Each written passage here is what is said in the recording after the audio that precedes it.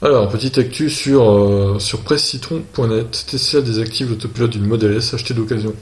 Après l'achat d'occasion d'une Model S, son propriétaire a eu une mauvaise surprise en découvrant que le constructeur lui avait retiré certaines options à distance, dont l'autopilote.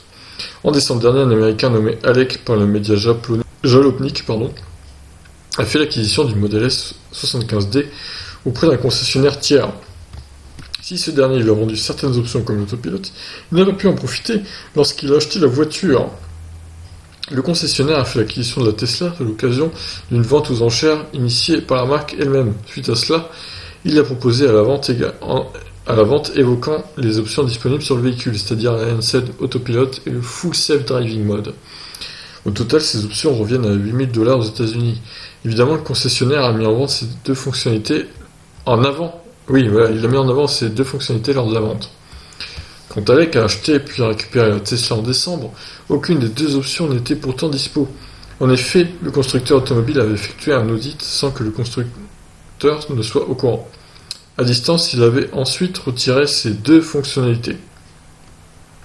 Pour la marque, le nouveau propriétaire de la voiture n'est pas en mesure de profiter d'options qu'il n'a pas payées.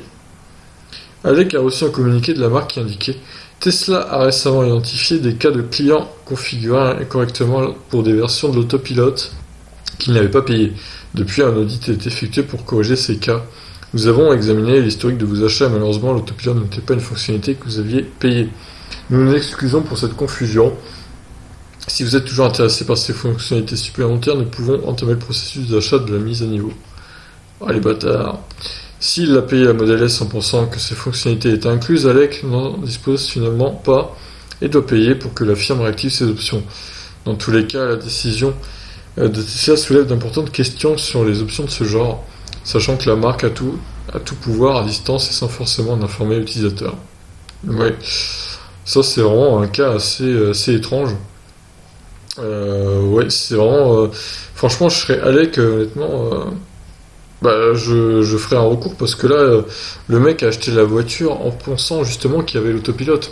Et là, il l'a pas, et ça se voit retiré. Moi, à sa place, j'aurais les nerfs, hein. Personnellement, payer 8 000 $ de plus en plus de l'achat de la voiture, pour moi, c'est beaucoup, c'est énorme.